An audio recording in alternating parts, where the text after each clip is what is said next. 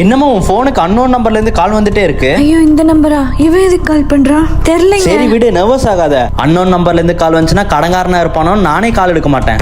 போய் வேலை பாரு. போன் அவர் கையில இருக்கே, ஒருவேளை. டேய், யாரா என் வைஃபுக்கு திருப்பி கால் அடிச்சுட்டே இருக்கிறது? பொண்டாட்டியோட எக்ஸ். ஐயோ அப்படி மட்டும் நடந்துடவே கூடாது. ஹலோ, யார் நீங்க? கால் பண்ணிட்டே இருக்கீங்க. சார் நீங்களா? சொல்லுங்க, எப்படி இருக்கீங்க? நல்ல வேலை.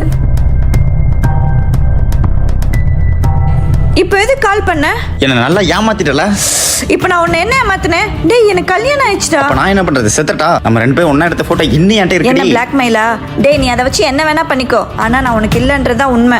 ஒரு பொண்ணு இந்த உலகத்துல யாராவது ஒருத்தருக்காகவாச்சும் உண்மையா இருப்பா. நானும் உனக்காக உண்மையா இருந்தேன். ஆனா நீ என்ன எப்படி நடத்தின? இனி நான் ஏன் புருஷனுக்கு உண்மையா இருக்கணும்னு நினைக்கிறேன். ப்ளீஸ்டா, உன்னோட சுயநலத்துக்காக ஒரு பொண்ணோட வாழ்க்கையை அழிச்சிடாத. இங்க பாரு, என் பாஸ்ட்ல உன்னை தெரியாம காதலிச்சிட்டேன். அதுக்கான தண்டனையும் நான் அனுபவிச்சிட்டேன். இனி என் ஹஸ்பண்ட் தான் எனக்கு எல்லாம், அவர் தான் எல்லாம் நான் வாழ்ந்துட்டு இருக்கேன். நீ என் வாழ்க்கையில வராத, நான் உன்னை பிளாக் பண்றேன், புரிஞ்சுக்கோ. என்ன மன்னிச்சிருங்க. ஏய், எதுக்குடி பழுகுற? தைரியமா இரு. உன் பாஸ்ட்ல நடந்த தப்புக்காக நீ என்னடி பண்ணுவ? விடு, நான் இருக்கேன்.